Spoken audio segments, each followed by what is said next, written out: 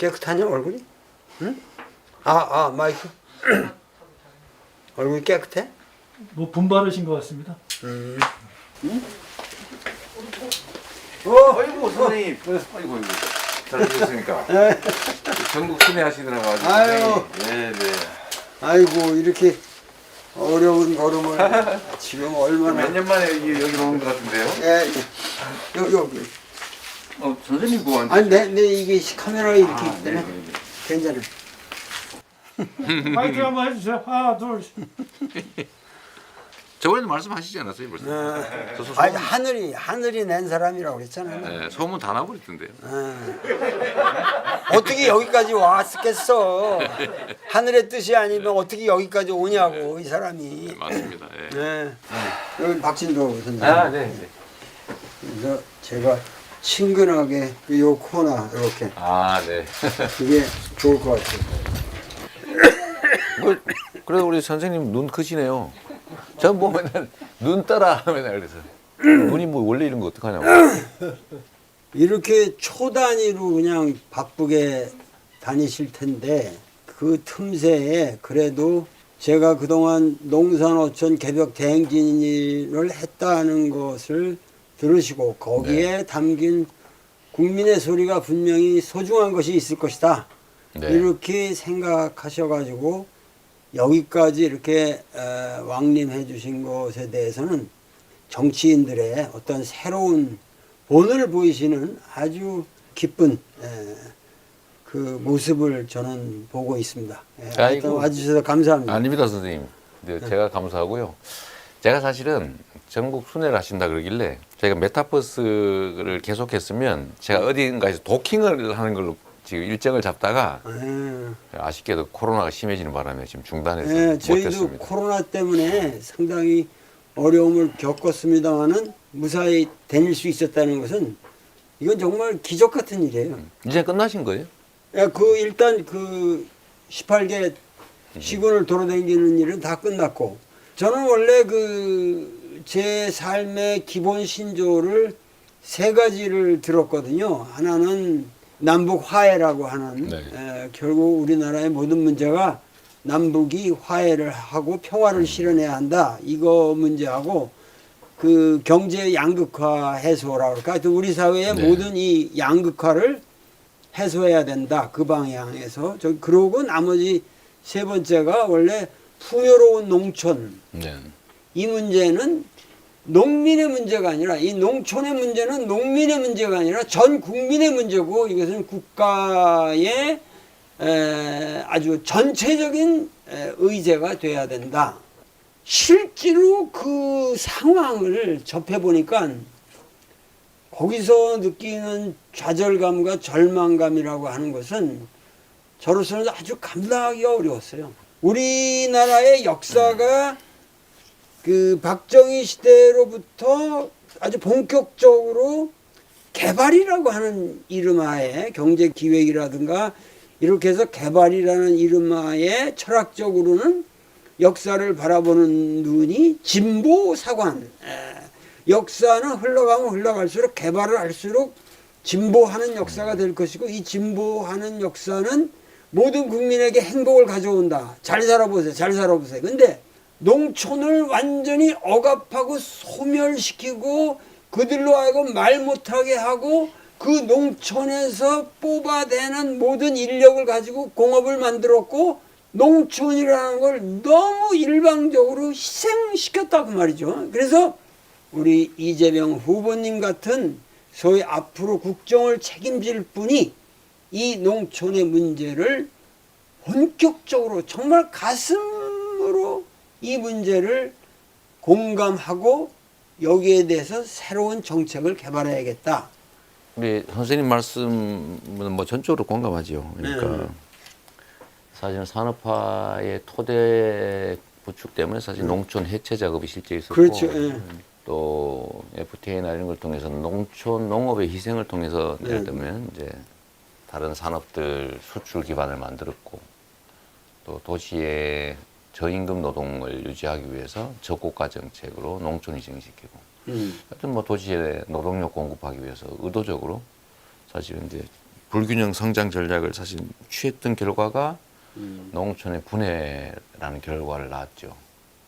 이제는 뭐라 그럴까요? 이게 자원이 이제 그때 당시 부족해서 서울 수도권에 집중하고 농촌을 해체시켰다면은 이제는 자원이 남아도는 상태인데 서울은 이제 그 관성 때문에 미어터지고 지방은 소멸하고 나라가 지금 망하게 생긴 거죠. 그렇죠. 그래서 이 큰 방향을 좀 전환해야 되고요.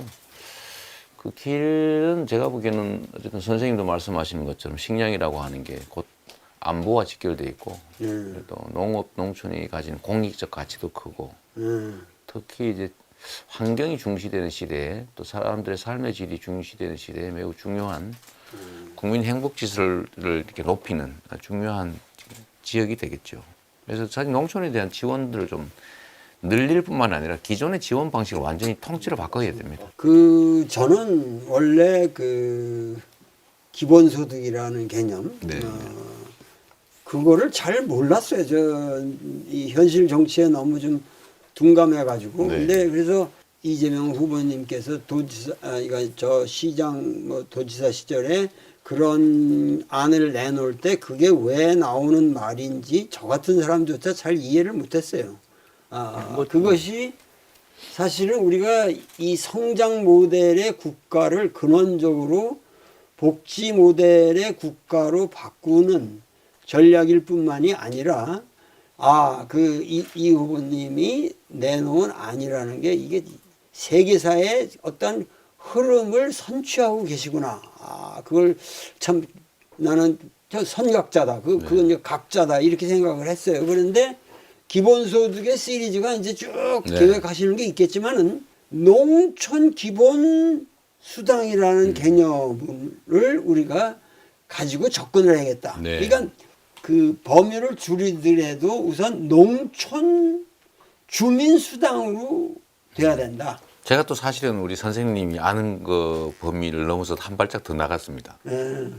지금 이제 농촌 주민 그러니까 농민이 아니고 농촌에 거주한 모두에게 지원을 해주자. 그거잖아요. 근데 그게 사실은 저는 그게 더 맞다고 보죠. 왜냐하면 농촌에 농민만 사는 건 아니니까. 그렇죠. 그래서 저희가 이제 농민 기본소득은 말고 이제 그거 다음 단계로 농촌 기본소득을 도입하자고 그래서 경기도에 이미 한 면을 골라가지고요. 그 면에 거주한 모든 사람에게 일단은 15만 원씩 지원하는 걸로. 그래서 4인 가구면 월 60만 원 되는 거예요. 상당히 괜찮은 거죠. 그래서 연천에 이미 군을 하나 면을 선정했더라고요. 제가 이제 그 예산 다 편성하고 조례도 만들어 놓고 나왔는데 이번에 선정이 거기가 됐대요. 제가 보기에는 아마 연천군이 지금 가장 경기도의 소멸 위기가 높은 동네인데 아마 그 중에 그 선정된 면으로는 아마 인구가 확 늘어날 가능성이 높습니다. 근데 말씀하신 것처럼 농촌 거주자 1인당 30만 원 정도를 만약에 지급하면 사실 넷이서 살면 조금만 더 하면 정말 행복하게 살 수 있거든요. 그렇죠. 이제 도시 주민들에게 예를 들면 생계비 지원을 하거나 이런 예산을 농촌으로 귀농하는 사람한테 지원해 준다고 생각하면 실업 압력 줄일 수 있죠. 사람들 행복하게 살 수 있죠. 농촌의 인구 감소 문제 해결할 수 있죠. 수도권과 비수도권의 이 격차 완화하는 데 도움이 되죠. 제일 중요한 거는 사람이 행복하게 살 기회가 생겨난다는 거죠. 그게 선생님 이미 다 계산이 돼 있어요. 그렇지. 그게 어떤 정도냐면은 그러니까 농업에는 예를 들면 농어촌 특별회계라고 해서 반드시 도로를 놨든지 교량을 만들든지 축대를 쌓든지 이런 데 쓰라고 지원되는 예산이 있는데 그게 사실 매우 낭비 요소가 많고요. 비료 살 때 지원해주고, 모종 살 때 지원해주고, 또 세금 면제해주고, 유류세 면제해주고, 이런 것들을 다 합치면 농민 1인당 연간 농가 1가구당 한 1,200만 원 되나 봐요. 그 금액이.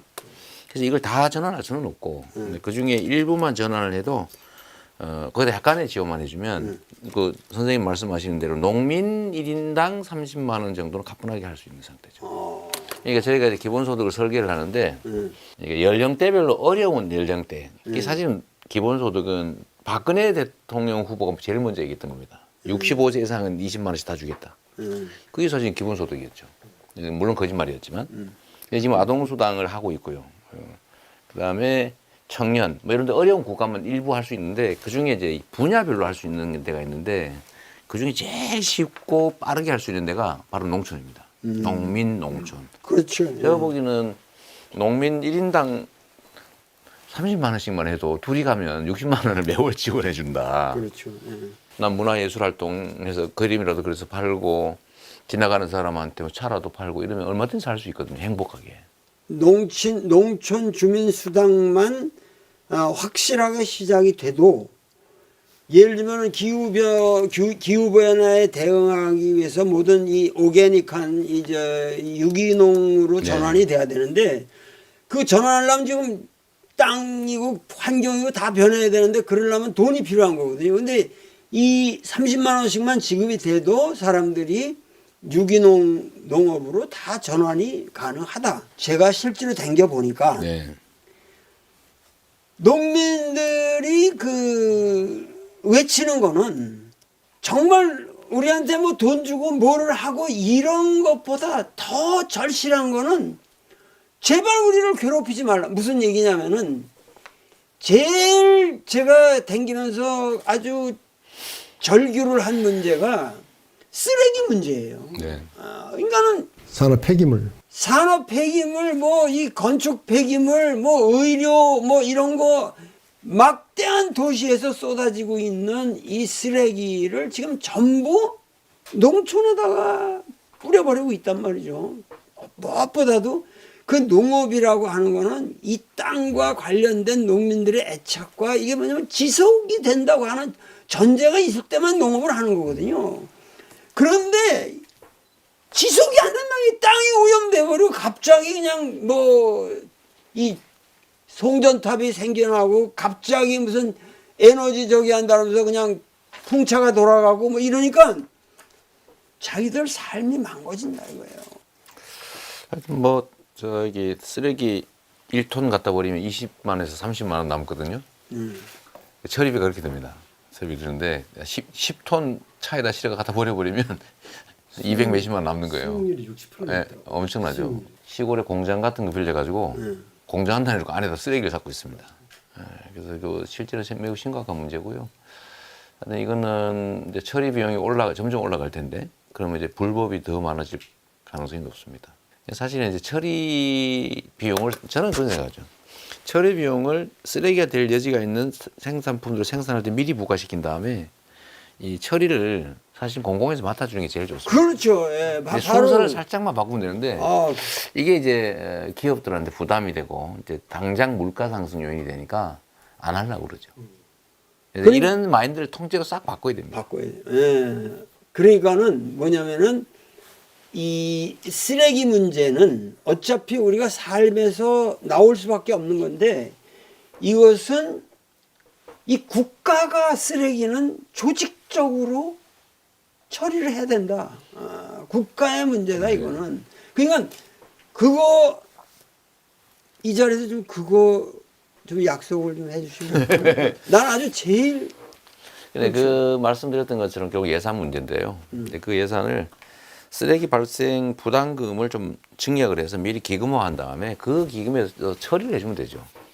선후를 조금만 바꾸면 됩니다.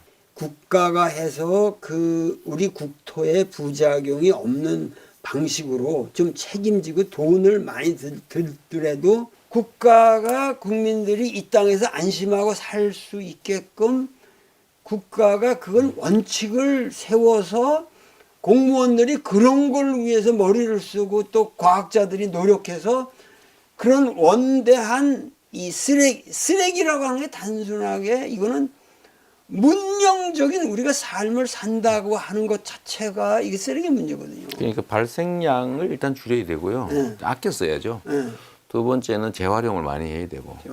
그다음에 이 처리 과정에 이제 공공이 책임을 지는 게 중요하죠. 그러니까 이게 결국은 지금 고래들 뱃속에서 막 플라스틱이 막 톤 단위로 나오고 이런 상황인데 결국 그게 인간한테도 위해를 끼치겠죠. 그래서 생각을 좀 바꿀 필요는 있습니다. 그래서 결국은 우리가 일회용품도 사실은 너무 남용되잖아요. 싸니까. 저희 옛날에 도시락 같으면 이게 다 소위 떨렁떨렁 하는 거 들고 다녔는데 요즘은 일회용이 정말로 몇 번 써도 괜찮을 만큼 튼튼하고 깨끗해요. 근데 그런 거 다 쓰레기 되는 거죠, 한 번 쓰고. 근데 사실은 서울에 재건축들을 하게 되면 다 그 폐기물이 어딜 가면 농촌을 가거든요.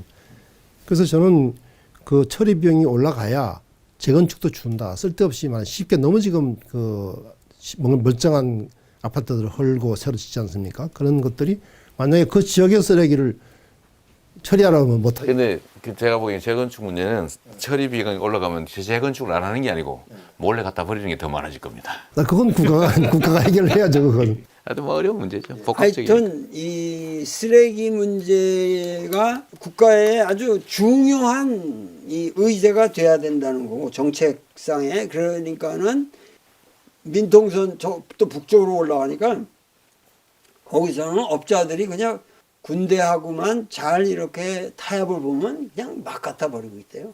난 민통선이 저 휴전선이 간에서 뭔 짓을 하는지 모르는군요. 네, 그래서 이 쓰레기 문제는 정말 심각한 문제고, 더군다나 모든 것이 농민들에게 불리하게, 그리고 국가가 나서서 사실은 그런 나쁜 짓을 하고 있다는 거예요. 농민들의 얘기들은. 근데 이제 그 말씀도 맞는데요. 또 실제 더 심각한 구조적인 문제는 경자유전 원칙이 깨지면서 부재지주가 너무 많아졌고요. 그 때문에 농지 가격이 너무 올라가지고 농지를 구해서 농사를 지을 수가 없는 상태가 됐습니다. 그리고 이제 모든 문제는 지금 자경농들이 숫자가 너무 많이 줄어들어서 전부 임차농이 되는 바람에 이게 지금 경지, 그러니까 소위 농지 정리하기 전 그 단계 수준으로 농지 불평등도가 심화됐다고 해요. 그러니까 이게 지금 경자유전 원칙이 깨져버린 거죠, 이미 헌법에는 써놓고. 그래서 그거를 좀 시정을 하지 않으면 근본적으로는 귀농을 할 수가 없습니다.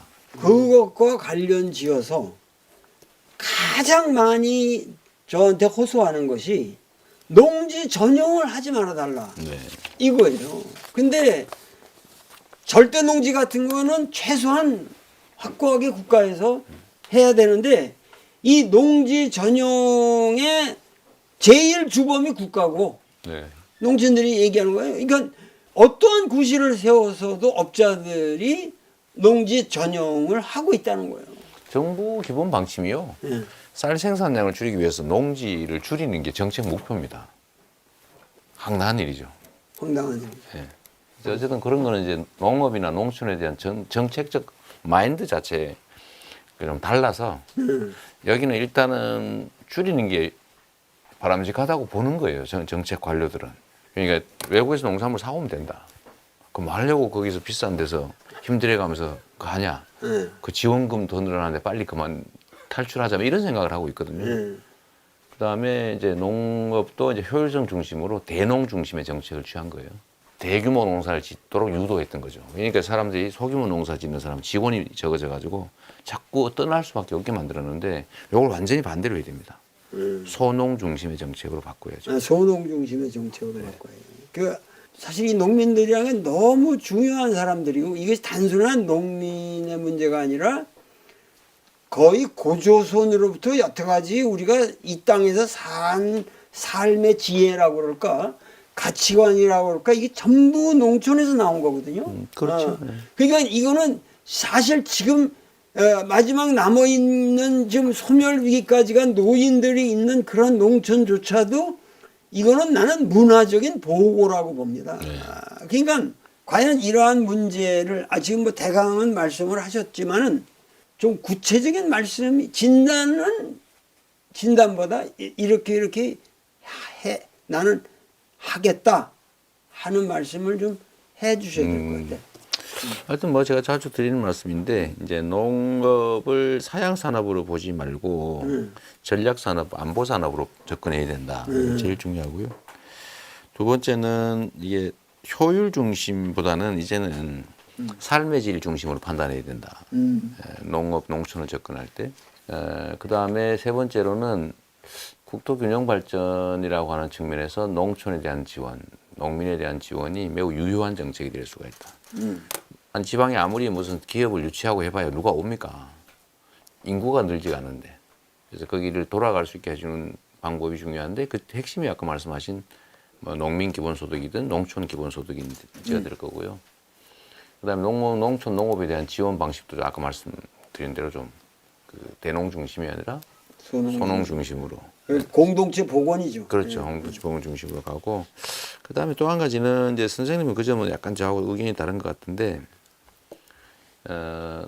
농촌은 이제 앞으로 에너지 생산 측면에서 재생에너지 생산도 같이 해줘야 됩니다. 근데 그걸 농지를 막 훼손해가지고 이런 식으로 하면 안 되고요.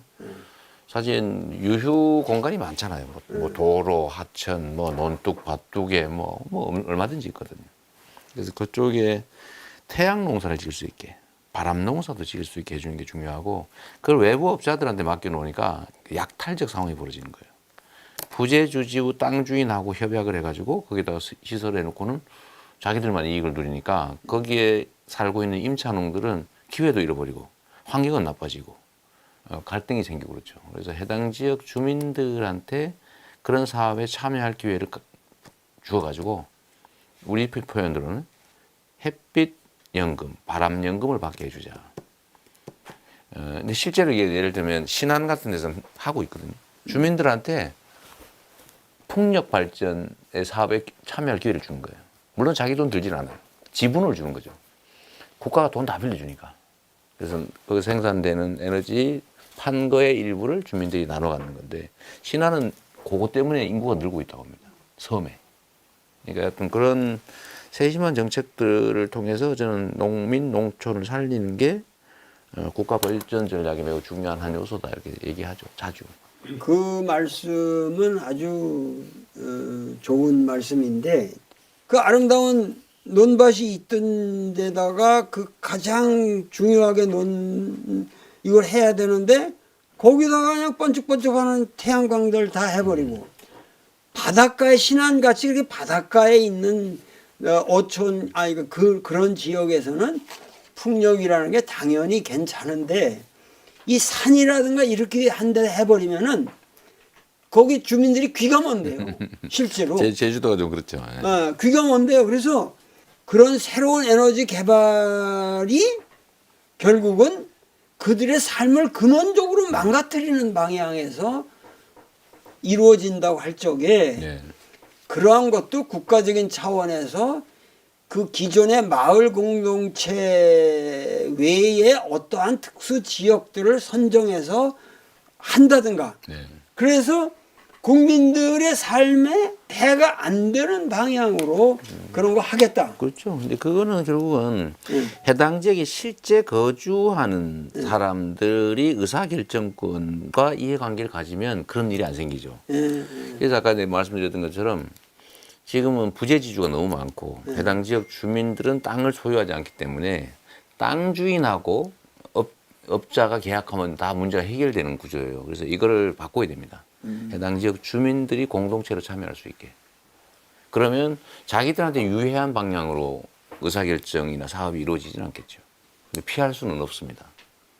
왜냐하면 이제 이 소위 저탄소 사회로 가야 되기 때문에 지금 같은 방식으로는 우리가 살아남을 수가 없거든요. 하여튼 제가 지금 말씀하신 거와 더불어 우리가 쭉 추구했을 때 이 주민자치라는 문제가 항상 그렇죠. 제기됐어요. 근데 이 주민자치라는 게 어떤 통일된 의견을 모을 수 없게끔 네, 지금 그런 압력을 가할 수 있는 주민자치가 안 되고 있고 네. 그러고 이제 박진도 선생님이 말씀한 거는 농촌 주민수당을 줄 적에 농촌 주민수당의 뭐 10%라도 그 자치회의 활동에 쓰는 걸로 하고 아주 그 재미난 공주에서 내가 들은 얘기는 이 관원상제 같은 게 지금 옛날에는 이 하면은 상여 같은 거 마을에서 했죠. 동네 잔치로 했던 건데 지금 돈이 없으니까 정부가 그런 것들을 개인으로 저기 하는데 다 그냥 병원에서 하고 뭐 그 돈만 뺏기는 거라는 거죠. 그러니까 이 관원상제 같은 거를 우리가 마을 단위로 할 수 있게끔 그런 이 자금이 있으면은 농촌의 분위기가 확 바뀐다. 이거 상당히 기발한 네. 말씀들이더라고. 그거 실제로 하고 있는데요. 아, 네, 이제 마을 공동체 사업이라고 해가지고 네. 일정 액수를 지원해주고 예를 들면 이제 저희가 이제 경기도에서 했던 사업은 농촌의 부산물들 있잖아요. 농업 쓰레기 또는 농촌 부산물. 예를 들면 지금 태우니까 이게 지금 환경오염 원인이 되잖아요. 그래서 이거를 잘게 쪼개가지고 토양으로 다시 돌려보내는. 근데 혼자 하기는 어렵죠.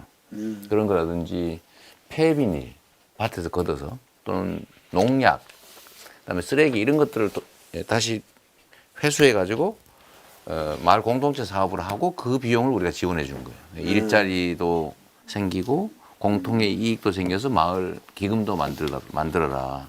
이런 것들을 실제로 하고 있는데 사실 이게 이제 마을 공동체 복원에 꽤 도움이 되겠죠. 그거보다는 실제는 진짜 정말 중요한 건 이 농지 소유 제도 이거 진짜 손봐야 됩니다. 그거 조금 선생님께서 말씀하셨지만 제가 조금만 보완해서 말씀을 드리면 아까 말씀하신 것처럼 지금 절반 정도가 비농민 농지 소유거든요. 근데 지금 이 실태가 전혀 파악이 안 알지는 되죠. 못합니다. 네. 제가 그 농업농특별위 위원장을 제가 잠깐 했었습니다. 그때 하려고 했던 것이 가장 중요한 뭐였냐면 전국 농지에 대해서 또는 토지에 대해서 필지별로 전수조사를 하자. 해야죠. 네, 이거 전조사를 지금 자료 다 있어요. 아닙니다. 자료가 저희들이 확인해봤는데 대단히 불확실한 아니, 자료거든요. 이게 예를 들면 주민등록 자료하고 네, 그래서 소유 자료, 재산세, 그다음에 보유해놓은 등기부 등본, 토지대장, 건축물대장 싹 띄면 다 있는데 따로따로 놀고 있는 거죠. 그걸 바탕으로 해가지고 하여간 전수조사를 하자. 네. 그래서 그러니까 땅에 현재 농지들의 전체 조사를 조직적으로 다시 한번 하자. 이거는 조선 왕조 때부터 그거 하려고 그랬던 거거든요. 근데 네. 그게 이제 양전이라고 그랬죠. 양전. 네, 양전. 네. 그래서 그 단순히 이제 소유자와 이용자뿐만 아니라 그 땅에 어떤 작물이 심어지고 있고 그것이 어떤 방식으로 경작되고 있는가 하는 것까지가 있어야 기본적인 자료가 파악이 된다. 그래서 제가 그걸 꼭 하자고 그랬는데 여러 반대가 상당히 심해서 그걸 못했습니다. 제가. 그래서 당연히 해야 됩니다. 네, 당연히 해야 되니까. 그 못하게 하는 이유가 뭐냐면 거기 투기하고 있는 공직자가 글쎄 여러 그 반대 세력들이 있더라고요. 그러니까 아주 단순합니다. 그거. 맞아요. 그러니까 잘 알고 계시네요. 저 정조 때도 그 양전을 하자고 그랬는데 그거 다 양반들이 그 그럼 갖고 막 있으니까 자기들이 다 결국 그 대동법이니 이런 것들이 다 그 양전과 관련돼 있는데 다 그게 숨겨놓은 안 거죠. 됐어요. 예. 예. 세금만 내려고. 한번 해주시면 좋겠고요. 그동안에 생산성, 효율성 중심으로 해가지고 규모화하고 시설화하고 그리고 화학 비료 많이 쓰고 농약 많이 쓰고 이 농업을 바꿔야 되는데 이 농업을 우리가 지금 기후위기 시대에 소위 저탄소 생태농업을 바꿔야 된다. 네. 근데 이게 상당히 농민들에게 많은 노력이 필요하고 비용이 들어가는. 그래서 저희들이 공익기여지불 지금 현재 정부에서 공익기여지불제라고 하는데 이것을 대폭 확대를 해야 된다. 그래서 이 예산을 제가 그 농특위원장 할 때 지금 현재 2조 4천억인데 8조까지 만들 수 있다 제가 얘기했어요. 네. 그건 뭐 얼마든지 가능합니다. 그런데 이것도 안 되는 이유가 뭐냐? 뭐 간단하지 않습니까? 이미 현재 하고 있는 그 농림 그 예산에 의해서 수혜를 받고 있는 사람들이 반대를 하는 거죠. 대규모로 말하자면 축사를 하거나 대규모로 비닐하우스나 하거나 이런 데 반대하는 거거든요.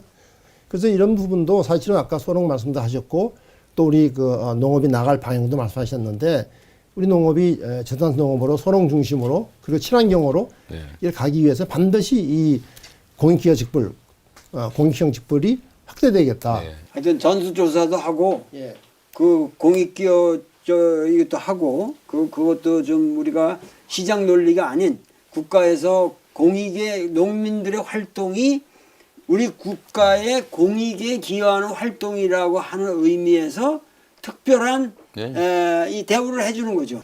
이 농지 전용 문제에 대해서 아까 우리 후보님도 이거를 자꾸 줄이자고 얘기를 한다고 하는데 아시는 것처럼 우리나라가 식량 자급률이 지금 곡물 자급률이 21%밖에 안 되고 칼로리 자급률이 35%밖에 안 되는 나라 아닙니까?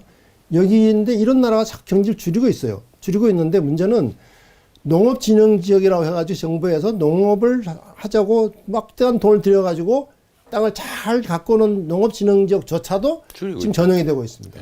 그래서 할당을 해주고 있어요.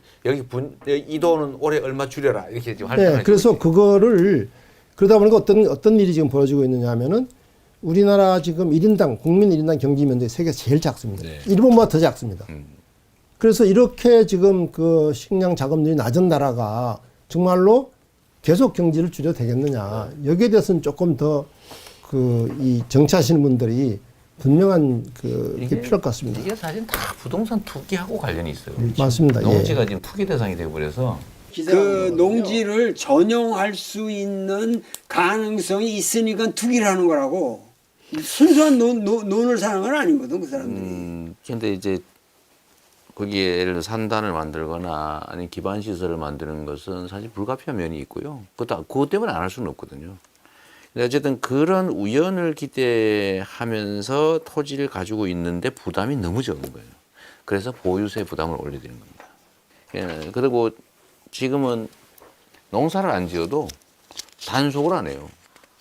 그리고 자기가 직영을 안 한다, 자경을 안 한다고 확인이 되면 매각 명령이 나는데 매각 명령을 받고도 지가 한번 농사 짓는 척하면 그게 면제가 돼요 또. 그러니까 이게 전부 투기에 용이하게 지금 부업제도로 만들어놔 가지고 이 문제를 일단 해결해야 되는데 그러려면 이제 전수조사를 해야 되고 그래서 제가 부동산 감독원을 만들자고 하는 거예요. 지금 말씀하시는 게 너무 행정가로서 정확하게 알고 계시고 모든 문제에 대해서 굉장히 섬세한 감각을 가지고 나라가 어떻게 돼야 된다는 거에 대한 네. 감각을 가지고 계시다. 그래서 이러면은 참 훌륭하다. 저는 사실 오늘 말씀을 들으면서 상당히 감동을 했습니다. 네, 감사합니다. 감동을 했고 그러고 오늘 말씀하신 것을 객관적으로 네. 나는 이렇게 분석한다가 아니라 네. 반드시 내가 말한 모든 것은 이렇게 꼭 해서 네. 이 나라가 바른 방향으로 가도록 하겠다. 그런 말씀이시죠? 네, 당연하죠. 네, 이제 당연하죠. 저희가 농촌 농업에 관한 정책은 이제 별도로 발표를 할 건데요. 그 중에 하나가 예를 들면 아까 말씀하신 직불금을 누구 걸 뺏어서 누구를 주는 방식으로는 이게 문제가 생긴다 이게. 그래서 우리나라는 직불금 농업 보조금 규모가 너무 작아요. 다른 나라에 비해서. 농촌을 없애버리려고 했기 때문에 이런 일이 벌어졌는데 결국 늘려야 되는데 늘릴 때 이제 소농 중심으로 하는 게 바람직하고 그 부분을 사실 농촌 기본소득 형태로 또는 농민 기본소득 형태로 하면 뭐 만족도도 올라갈 거고요. 또 한 가지 좀 해야 될 게 이 GMO 표시제도 도입해집니다. GMO 표시. 네,